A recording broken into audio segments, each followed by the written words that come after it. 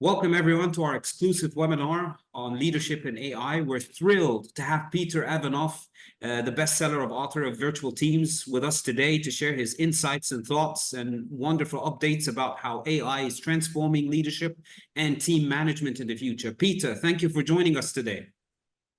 It's my pleasure, Tariq. It's an honor. It's an honor to have you as well, and welcome to, as you know, we operate from Europe as well as the Middle East, so we will have a few people all around the world listening to you today. Can you start by telling us more about your background and what inspired you to write Virtual Teams as a book? Yes, so I'm Bulgarian, so born in Bulgaria in the communist times. Wow. My first love was mathematics in the teenage years. So I was solving problems, doing Olympiads. Then I finished, I'm actually a master of mathematics. I studied 5 years in university. And then it felt a bit dry, so I moved to IT. And then I was 20-year IT manager. I started as a help desk guy and finished as a head of IT for Eastern Europe, Middle East, and Africa. So I came many times to Dubai, and I love it. Okay, and perfect. the rest of Africa. And then for 10 years, I decided, because I was leading these large virtual teams as an IT manager, EMEA, before that I was head of Eastern Europe, Europe project delivery as well, so the Western part, the classical part of Europe. It was very organic to write a book about virtual teams based on my experiences, successes, but also failures. So that's how I wrote the first book. And I'm a numbers guy, IT and maths, and it was translated in 6 languages. So it was a big surprise for me. And now the last 2 years, I started AI. It's like, again, organic, because I understand the maths, I understand the technology, and I've been doing lots of workshops and speeches. So AI comes in the sweet spot right now, and it's quite exciting. Topic, so you did work on Python and programming and stuff like that, am I correct? Yes. In fact, for maybe 20 years, I had not coding experience. It was my first role. I was programming CRM, customer relationship management, and so on Visual Basic. Then I didn't do any programming. And now with Copilot and with ChatGPT, I started programming again, Python, Google Script, if I need to automate something. You just describe what you want. If you have a few errors, okay, fix this error, you copy paste, piece of code, and it's getting there. All right, perfect. For the first questions, let's get right into it. How is AI reshaping transitional leadership roles and decision-making processes from your point of view, specifically in Europe and the Middle East, since you have experience and exposure in the Middle East as well as in Europe? From your point of view, what's the differences, and how is traditional leadership roles and decision-making processes working nowadays in the age and era of AI? Yes. So I think as AI becomes smarter and smarter, traditional way to make decision in corporations was, senior management makes the decision, or even bigger decisions, you have a committee or you have a leadership team to make, the call. Now we will see more and more as AI becomes smarter, and with agentic AI, although it is more predictive analytics AI in the decision-making, the decision-making will go from like senior management territory into middle to even the workers level. With the data-driven insights, they could make the right call in a much more agile and fast way. So we see this trend already, but it will accelerate from senior management further down in the organization, and the organization will become also flatter. So that's one. I think the other one is we need to distinguish a little bit between knowledge, facts, and like consciousness or mindset. The facts, AI will know the facts better. And even if you need to design a piece of content, like you are a business school, particular curriculum of a program, AI will do better and better job than us, collecting the facts, combining them in the best way. But then the mindset, I think, will stay leadership and human territory. What is the vision? What would you like to achieve with this? So guiding it on a higher consciousness level, this will stay with the leaders. Although the operational decision, the insights, the scenarios, the trends will come from AI. So we will kind of master it on a higher level. And the third trend, I would say, from like very traditional task-based leader managing tasks and, supervising and notifying and chasing will move to the outcome-based kind of leadership and decision making. The more agents become smarter, they will become autonomous, they will manage a lot of the tasks. Even there is a Chinese company called NetDragon in the gaming. They appointed AI to be their CEO of the Asia Pacific branch. And it is the share price is going up. It's been 2 years now. And I recently, last year, this AI CEO was appointed the virtual employee of China. So it got the award. And if you look what it does, it's a lot of operational stuff, like it sent whatever 500,000 reminders for projects. This task-based management will be done better than AI. It did approvals, like another probably 2 million approvals, which otherwise managers would check some criteria. And then it spent 40,000 coaching hours employees on leadership development and coaching for the cultures of, the cultural values. 40,000 leadership hours. 40,000 coaching. There is, I have a slides for that. Maybe I could share later, but there was, it's a female avatar. They chose a female avatar and it's on the screen and you see how employees speaking to the CEO and it's coaching it. So this will also, AI will do a lot of the operational stuff, reminders, will step into some human territory, coaching on the cultural value. So maybe the last thing, because you asked me Europe, Middle East, I think Middle East is even more hierarchical according to my experience. I don't say, but even there, we will see some of the decision-making power moving for the benefit of agility and for the benefit of, being market response and also empowering the people and putting more motivation. So slowly this will come, I think, into the Middle East as well. And there are many, I mentioned the operational examples with this NetDragon. There are ways in terms of decision-making which are currently human. Some of them will be done entirely by AI. Like Amazon, for example, and other retailers, they do dynamic price allocation. So the price is not set in stone. AI could, depending on the current dynamics, allocate the price in an optimal way. So some of the decision will be fully moved to AI if, it can do a better job. You said a few interesting insights. Before I get into in-depth, according to your answers, I would like to ask you the recent revolution that China is trying to do with DeepSeek versus AI, ChatGPT. And I've had a webinar with one of my colleagues and friends in UK and London last week. And he told me that Europe is not really into DeepSeek as much as ChatGPT. Is that correct? And is there a competition whereby China will take over with DeepSeek, artificial intelligence, and moving forward to the future? What do you think? What are your insights about that? So we will see. I mean, the fact is that DeepSeek delivers not the same functionality as ChatGPT, but on certain, par-to-par functionality, it delivers it much cheaper. The price per token, if you have like corporate application, it's much cheaper. And it is cheaper because it died in a much more efficient way. So less energy consumption, less compute needs. They didn't have the compute, and the necessity is the manner of invention. They come with the smart ways to do this with less compute and less energy.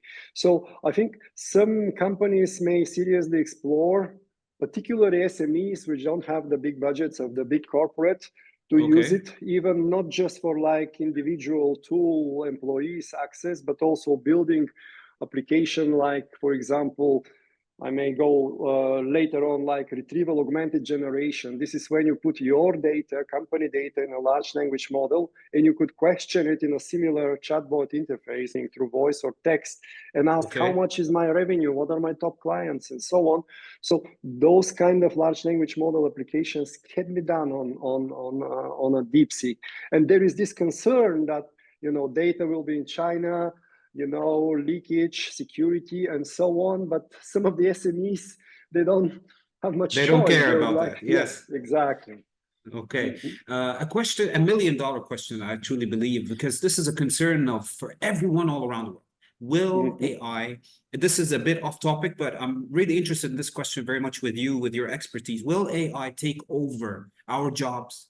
Will, in terms of factories, in terms of, I've watched a very interesting how China and Japan are evolving, that their restaurants are robots, the chefs are robots. So Yeah. basically, will AI take over, and will it take over leadership roles? First of all, will it take over our jobs? And second of all, will it take over one day? We will be led by a machine that will tell me what to do and what not to do. You're late for the task, you're not late for the... Will we reach that level from your point of view or not? I think I bet a lot on AI and people partnership. So AI, human and machine working together, being much smarter than they could be individually. Okay. Probably, if I see how things develop, can AI manage us? Can AI do most of the jobs at a decent level? I would say yes. And in a like a midterm, you Wow. know, some people say with this artificial general intelligence or artificial Wow. super intelligence. By the way, now the large language models have like IQ according to tests around 160, which is Einstein level, Elon Musk level. But Yes. people expect in 2-3 years by 2030 latest to have super intelligence, like AI Okay. is smarter than the whole humanity, like 200 or 300 IQ, which for us is unimaginable, but doing breakthrough in science and so on, collecting all the knowledge of all physicists, chemists, mathematicians, and so on. So I think some people from, if you take some benchmark of other AI experts, one of the most successful investors in the Silicon Valley, who invested also in ChatGPT and so on, he says 80% of 80% of the jobs will be done in the AI in like medium Wow. term. 80%. That's a very high percentage. 80% of 80%. So Of of 80%. 80% of the Okay. jobs, 80% of the job will be done. So he allows 20% jobs and 20 of each job to be, not of each, but of some jobs. So I believe back to this knowledge and knowledge worker, or facts and consciousness and mindset and vision. I believe AI will do a lot more about the facts and constructing different concepts, decisions, strategies, even developing products and so on. But the direction, the mindset, the vision will come from people. And I believe this will be the territory where people could navigate and guide AI. And Okay. also we'll have a lot more time for unique human to human experience with the people at work. And also because if you take 80% of 80 just as a benchmark, people will have a lot more free time. We need to rediscover what living means. Yes, You know, yes. and it's living is not about working, but you know how you can connect with people, express love, express your creative abilities, and so on. It will be a challenge, but that's another story. Yes, Yeah, how we yes. could fill the gap. The gap, yes. So in the topic of leadership and emotional intelligence, since you truly believe that AI will still, we as human beings will be leading AI for moving forward. And even though the IQ of AI will be very high, according to what you say, is something that we never imagined before. Emotional intelligence. Do you truly Yes. believe that AI will reach that level of emotional awareness and consciousness or not in terms of leadership? I think probably answer is similar. AI will be able to understand us better than even human beings, just Okay. defining digitally our emotions. Okay. It will be as now, social media based on our profiles and preferences of clicking. They understand very well how we tick, what are our preferences. There is one person, Mohammed Godat, I think he is Egyptian by origin.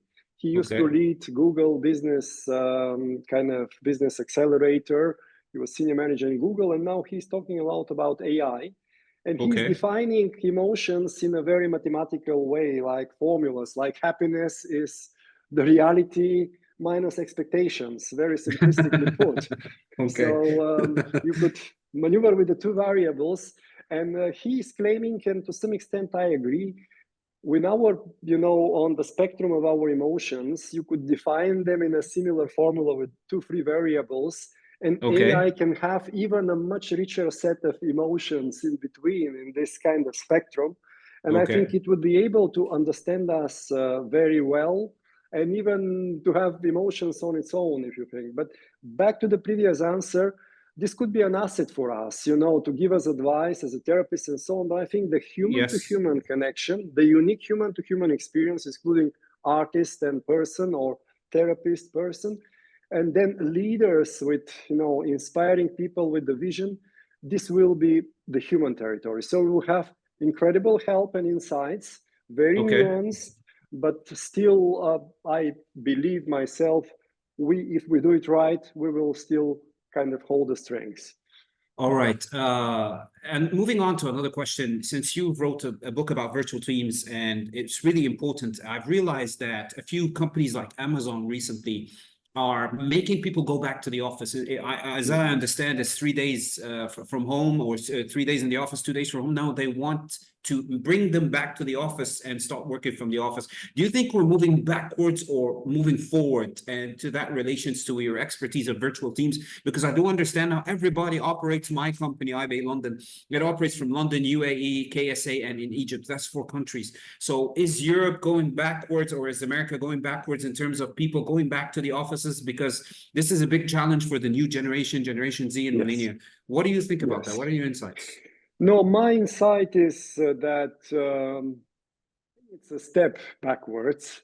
Yes. And it won't work at scale. I firmly believe, and I had over 200 clients, that virtual and hybrid teams, if you allow the flexibility but still do things right, I have the 10 big rocks model, at least 10 key areas you address right, virtual and hybrid teams can be stronger than any office team. So Yes. I truly believe that there is empirical evidence. Now, there are elements when people can benefit from being together, particularly in a very early, innovative brainstorming stage. New product development, it makes sense to bring them together for a limited period of time. And then AI will be able to help this brainstorming process to a great extent. But for the operations and so on, I don't see this as a requirement. And COVID also proved it. Yes, And definitely. there is a high risk of losing some of your best people because not everyone is really willing to come back. So I think Yes. that there will be some wake-up call that actually it is not strictly needed. If we need it strictly for certain areas of project life cycle or particular department, yes, we could do it, but smartly, only when it's needed.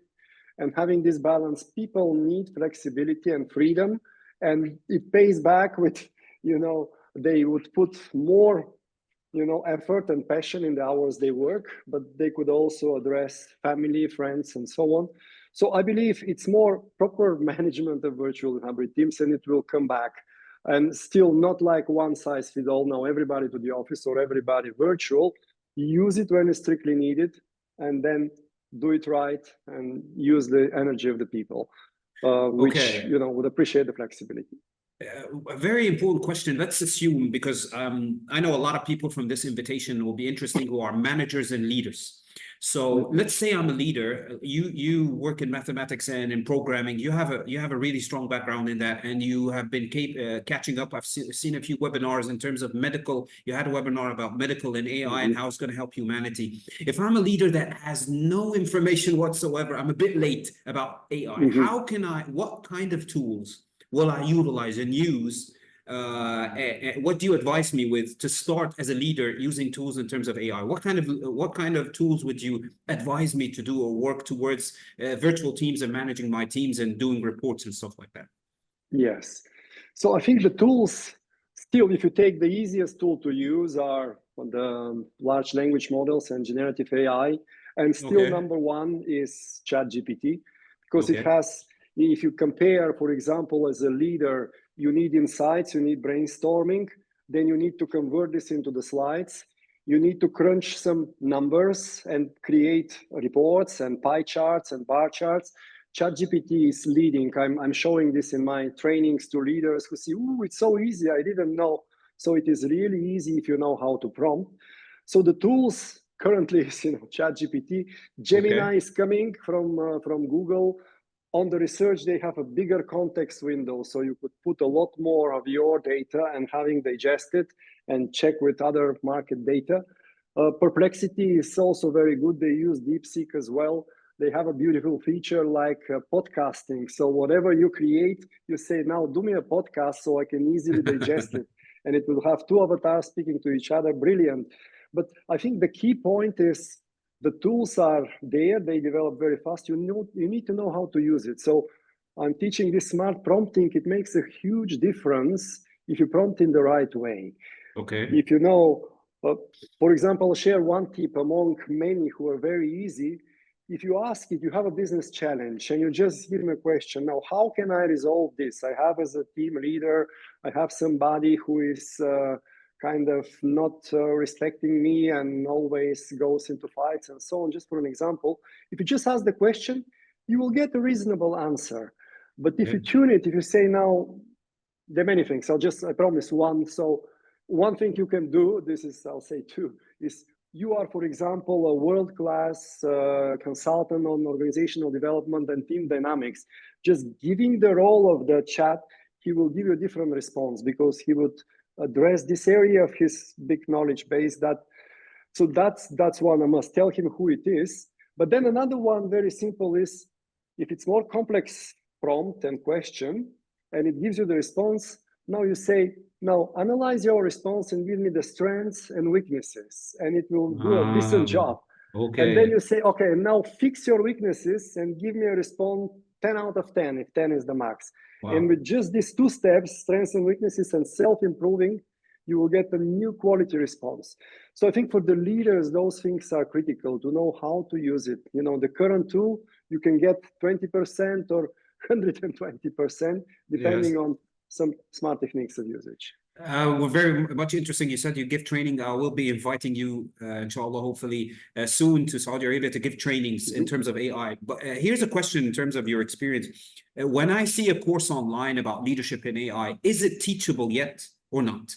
Are there enough tools and for me to attend trainings, or for someone would you advise me, someone to attend trainings in it, or is it still in the beginning and this is just all an advertisement in terms of people trying to catch up on new trends and all that to design any kind of weak courses, and it's actually not effective? What do you think?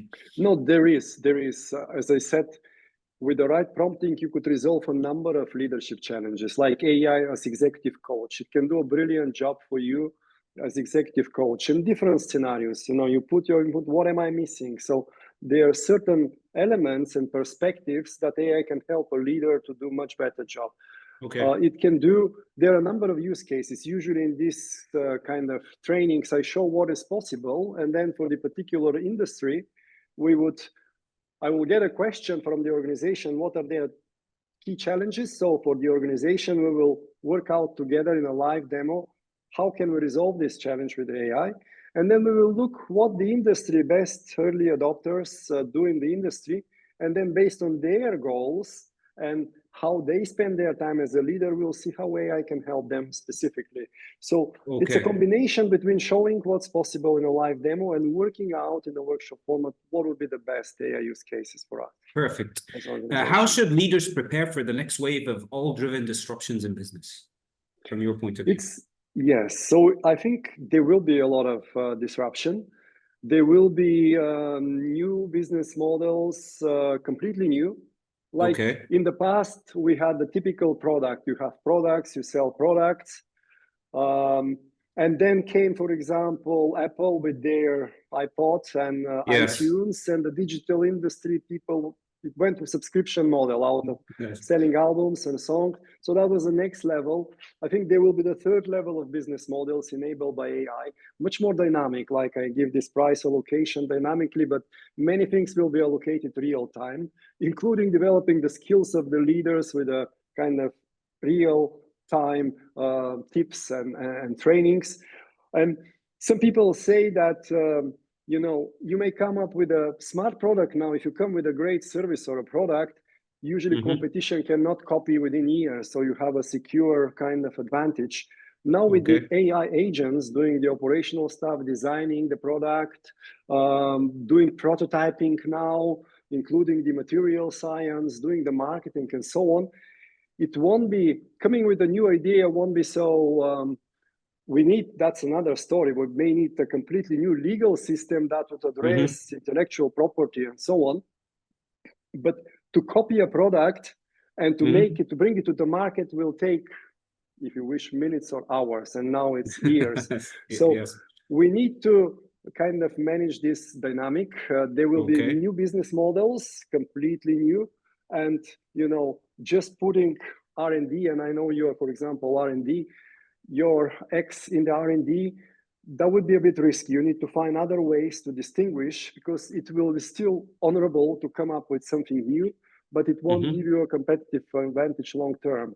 So leaders have to be abreast with the developments also of business models, and be ready to be agile and adaptive. Adaptive, definitely.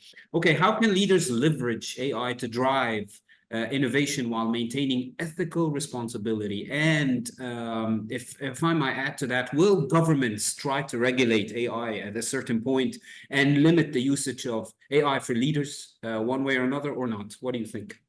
Yeah, I'll start backwards. I think governments, right now it was like there was a semi-joke: US innovates, China copies, and Europe regulates. Yeah, it's been around, but now we see, with President Trump and now the DeepSeek, the race gets even more intense, and the government of US and China, who was never too strong on regulation anyway, they loosen up regulation just to stimulate innovation.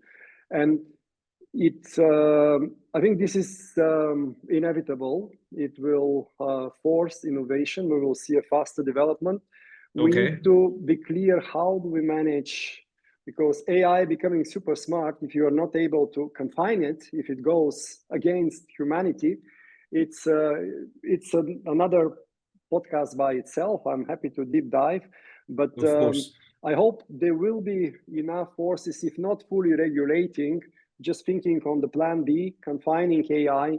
And I know that Eric Schmidt, the ex-CEO of Google, he is big on this and liaises with government states and so on, because our homes also get smarter. They get connected, and AI can manage all these smart devices better. But if malicious AI decide to be, then you need to be able to switch off your smart home from the grid just to protect attack. So there are many scenarios to be think about. And I think short term, we will see less regulation to spur innovation. Definitely. Yeah, longer term, we need to prepare the plan B. And I hope humanity will come to its senses and stop the race. But we will, with AI now doing breakthrough in health, but doing breakthrough in material science and allowing us to produce things unimaginable. Now in the health, as you mentioned, the podcast, they could do a personalized on your DNA treatments, and these things will make a huge difference, and we could live in a very abundant state and don't have to compete so much. So I hope this race will be replaced by more openness, transparency, and collaboration. Perfect. Thank you for this wonderful answer. How can leaders balance human intuition with AI-driven analytics and decision-making, specifically as managers? You've mentioned I can ask if there are two employees who are having a fight, I can go straight up and get an answer from that. So how can I balance my human intuition as a leader and you as a leader if you're taking care of a team or with an AI-driven analytics in the decision-making? Yes. One thing which is one of the key critical leader skills, and I will respond, but just a bit of a prep, it will be for leaders. And as we said, decision-making goes down, so everybody will be empowered to be a leader with the AI insights. And even the IQ difference right now will become less, because you have a very powerful Aristotle, Einstein, Elon Musk kind of tutors in Yes. AI. It will be. Can you remind me the question, please? Because I lost my chain of thought. No, it's fine. How can I balance between my human intuition as a leader and keeping in mind the AI analytics in the decision making? How can I, as a leader, do that myself? Yes, so I did this prep to say that the key skill of the leaders of the future will be to discover the truth. Because in the past, you ask Google a question, it gives you 1,000 sites, and maybe on the first page, 3, 4, and then you make the choice which one is actually, more which suitable. I believe it's true and more suitable. Now, ChatGPT, DeepSeek, they throw you just one answer, one version of the truth. Yes. And if you're lazy to do fact checking or anything, you just assume. So we would become much more kind of prone to manipulation. So key skill of the leaders would be to discover the truth, to be able to say, okay, this is kind of true, including the fact checking, including interpreting data-driven insights, because there will be, it's kind of new way when you're making decision. You use probably currently a lot more intuition or collective intelligence in this committee. Now you need to be able to say, is this true or not? And then if you have a lot of data-driven insights and sources, to be able to kind of formulate a decision or convincing enough answer. So discovering the truth will be a key skill. And the other key skill is debating, because people may discover different sources of the truth. As an organization, as a leadership team, you need to come up to kind of a decision. So debating and discovering the truth will be the key skills. And then the intuition will be irreplaceable. I think this is where I said, facts and mindset.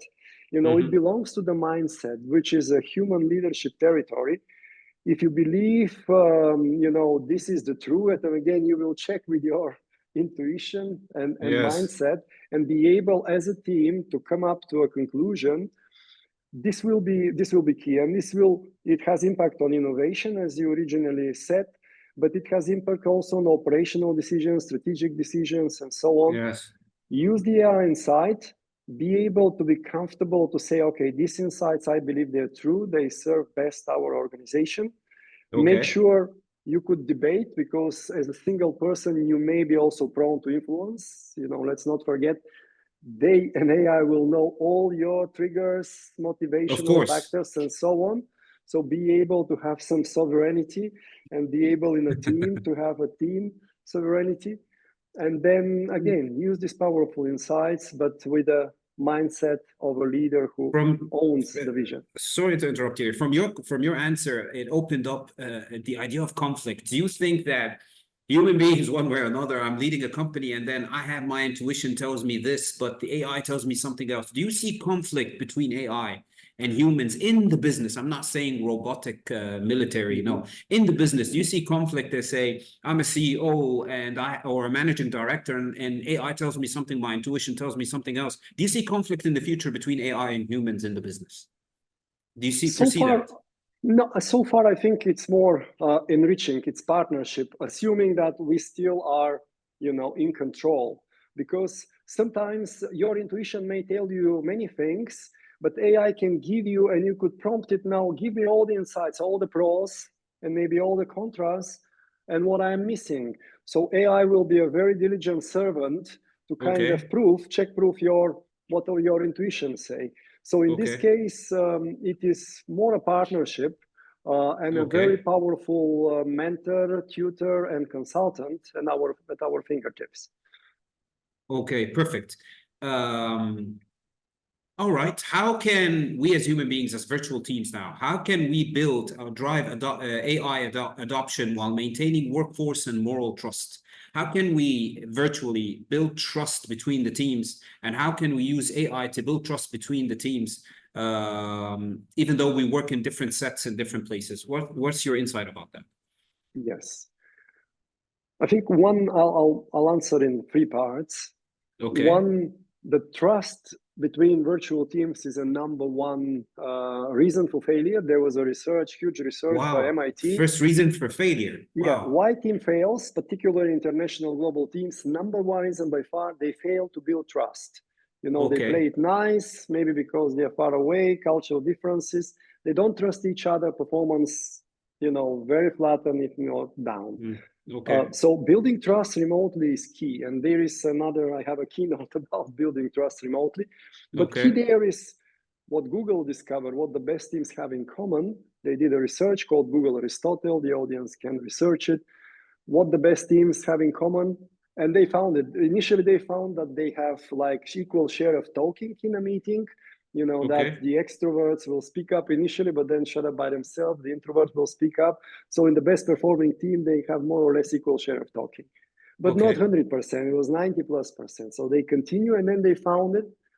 It's thing they introduce a term, psychological safety. The best teams, they have psychological safety, feeling safe enough to take risks, not being afraid they will fire, they will laugh at, they will be demoted, feeling safe, and also feeling safe to show vulnerability to each other. Not like sometimes in social media, we do our best side. So this is trust between humans. Now, second part of my response, we will see an evolution of AI as a tool like ChatGPT, Gemini, DALL-E, and so on, and other AIs, machine learning AIs for predictive analytics. Second level evolution, AI as a team member, as a colleague who has more autonomy. Now with the AI agents getting smarter, you could delegate the whole thing and they would run in parallel without even human intervention most of the time. So AI as a team member, as a colleague. And the third one is AI could be a whole department, could be like a seat in the CEO on the leadership team. And like the Chinese company I mentioned, Dragon, it have it as a CEO of the company. So taking like the whole function. And in this particular case, we need different level of, you know, on one side is the trust, on the other is the communication. But I will focus now on the first two, which are more immediate, like tool, not fear, and then team member. I had a client here in Germany, and they're introducing, it's a retail company, global one, and they were introducing so-called RPA, robot process automation. So it's a type of AI piece of software that can raise purchase orders, it can raise invoices, can take document from one system, for example, the procurement system, and put it to the product. So it is a smart, which people usually do and check emails and log into systems. It can create some of the tasks. And initially there was a big fuss, you know, the people in the procurement, people in the accounting, they said, okay, now we're kicked out. It's a matter of months and we are without jobs. And what we did, and this is one way to approach it, with them we were brainstorming and said, okay, let's humanize it, this robot. And we called it Brian. It was their name, named after, there is a Brian in the pop group Backstreet Boys, one of the singers, and he lost his voice. And couldn't sing, and that was, they come up with it. He looks very nice, but he couldn't speak, but still he could engage. So they said this robot who cannot speak at this stage was Brian. And I think the key point there was, we decided there was a small group, like volunteers, but cross-functional from these departments impacted. And they started designing, kind of co-designing the role profile of Brian, what Brian can do and what Brian cannot do. Exactly. And that was shared with the whole organization, with transparent, you know, this role profile building, and they could comment and like and so on. So in the end, it was clear, Brian will do this, this, and this, and that's what we wanted to do, but it will not do this, this, and this. And just these transparencies and inviting people to co-design removed a lot of the fear and the pressure. And in the end, Brian, who had an email account, he was, you know, can send emails. He sent an email to everyone. There was a welcome party. Brian, they used again the face of this singer.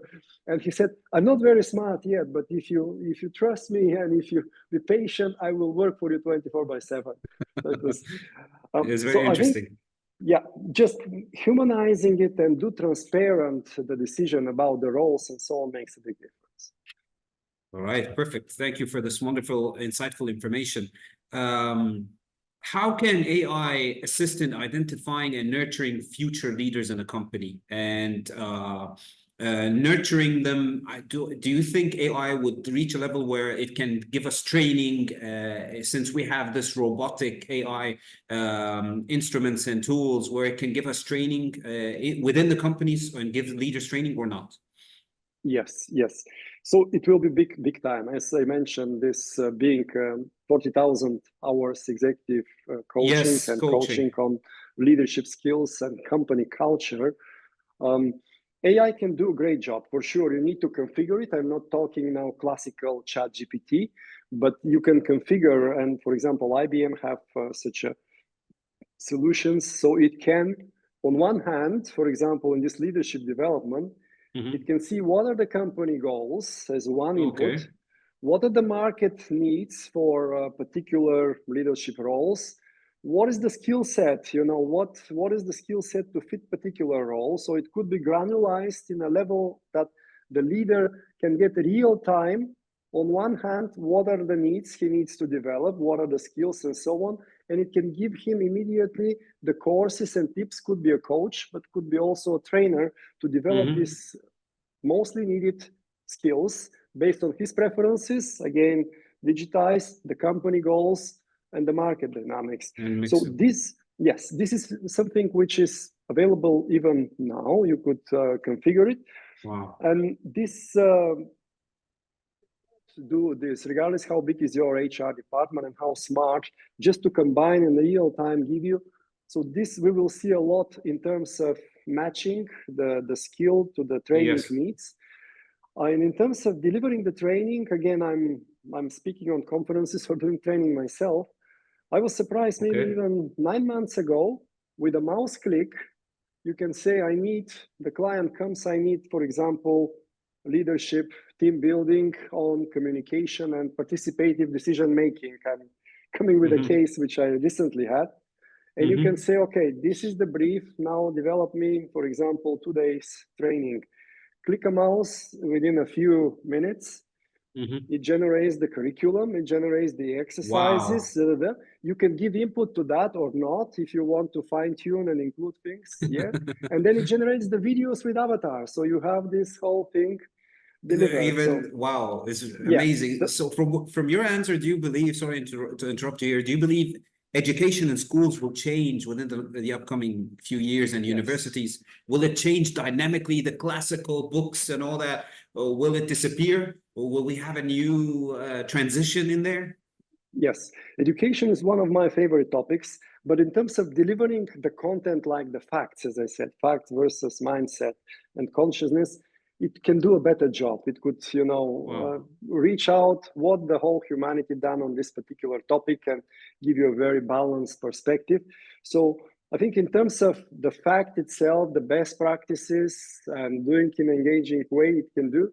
I think the human territory here will be this experiential learning. It could also facilitate games, but the way, and that's what I'm doing. I send a lot of video as a pre-read with facts and best practices, but then we do activities like games and we do debrief. And the activities, there is a lot of emotion. And then during the debrief, you could include wisdom and so on. So I believe this higher level vision consciousness will still remain. But again, maybe 80% of, to some extent, I'm repeating same thing multiple times. This could be done by video, being myself, being the avatar or another virtual avatar. They get smarter and smarter in any language in the world. It's available now.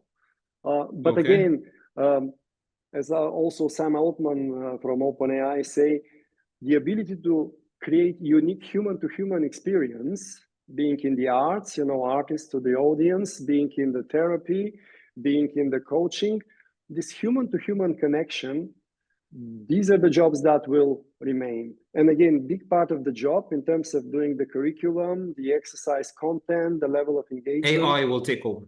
AI, yes, can deliver. But then on top of it, which is probably the significant part, which had more kind of inspirational effect, will be a human territory. Okay, one last question for you. I know you've been speaking a lot. One last question for you. what is the downside and the negative side on emotional intelligence in terms of hacking data management and hacking the data of my company and all that? What to avoid and what to keep in mind and heads up in terms of people accessing other companies through AI and all that, from your point of view? And since you have a strong background in computer science and IT, what do you think? What is your intake on what leaders should watch out for in terms of accessibility of data, information, and algorithms, and how does that work? Yes. I think there are several levels of security where you are exposed. In terms of kind of infrastructure security, the server, cloud, and so on, we have a robust infrastructure. So I still see, managers, this is more as an anecdote, but some managers don't allow in the organization to use ChatGPT because they are exposed to risk, and maybe for good reason. There is a way to do it in a secure way with a kind of own cloud, but they do on their paid ChatGPT account, they would load just to analyze some file and so on, some huge corporate files, which then go in the pro account, they go into the training data. So next time somebody asking question about this particular industry and this particular case, that data can come up. So some leaders are not aware of some of the risks. But back to your question, on the level of infrastructure, like access to the servers, now we have our banking data and so on, and still there is, it's safe. So on the infrastructure level, it is safe. As AI gets smarter, it could create these hacker attacks by itself and change the strategy real time. So there will be another boost too. But currently it is okay.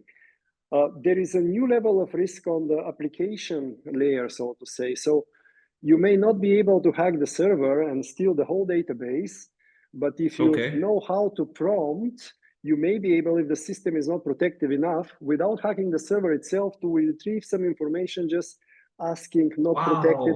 So it's called prompt hacking, and it is available as we speak. And many of the organizations in the IT security now take this and tackle it and offer products in this space, like to protect against. So there is, as usual, there is a race between malicious players and rogue players, and the good ones. And yes, this is something happening. But I think one of the things the leaders can do is really prepare their data for AI, because it takes time. And usually it's a chicken egg, what is the use case? But there are systems for managing data. There are data lakes and kind of proven providers when you can throw the structured data, the databases, but also unstructured video recordings, PDFs, and so on. And they will be digested in a way so you could apply machine learning algorithms and get predictive analytics and so on. So those things, I think if you don't want to be a late adopter, you can start some data management and getting your data ready for AI in advance. Yes. And one last question. Yes. And this is a very direct question, and it may be from a business point of view, but also from a political point of view. Who owns AI, controls the world? It is, what do you think in the future, if down in the future, with everything that you have told me and all the information, and how it was going to be the partner, if you have to take it as partners and you utilize it and use it in our business. So the company that owns AI in DeepSeek, maybe this is why China came up with DeepSeek, controls the world one way or another, controls the minds of the people, even more dangerously than Facebook and social media. From your point of view, what is your intake on that? So the company, this race between currently US and China, and I know in the Middle East, they invest a lot, and they are also trying to be up to speed. But whoever first develop artificial superintelligence, this IQ, smarter than the whole of humanity, it has a big advantage. Because once reaching this stage, and it's not like reaching in this moment on this day, it's an incremental process, but at some point in time you have it, you have a huge advantage, because this intelligence can develop itself like these Mhm. recursing algorithms could challenge itself, train itself, how they actually beat the humans on Go and chess. In a similar way, it can set goal and achieve the goal much faster than humans. So ASI, artificial superintelligence, will give big advantage because the curve of development will be faster than the ones that haven't achieved it. And I think here is the key, not to use the race, but to, again, be collaborative and use it for abundant future of the whole humanity. And don't Humanity, use yes. this exactly advantage just to benefit certain nation states, but go for humanity. And this is now, I mean, this is the process, as I said, this confining AI, having a plan B. I think there should be a lot of international cooperation, also playing scenario, whoever gets ASI, how can we benefit from it as a humanity, and not, you know, whoever the player is that has it in his team. In a destructive way, yes. I enjoyed this webinar and this beautiful, fruitful conversation very much. It was a delight to have you with us, and hopefully we'll have you again in the future in London and Saudi Arabia, but in a full training and maybe in another webinar as well. Thank you very much for your insights, Peter. I enjoyed it, and I'm going to read your book, by the way. And thank you for having you today. Thank you for your time. It was a pleasure. And again, thanks for the inspiring questions. It takes two to do it. That's why they do, you know, whatever the content, they do it in a podcast. For the audience and for us, it's much more stimulating if you have a good sparring partner. So thank you for this. Thank you. Thank you very much, and have a wonderful evening. Thank you very much. Thank you.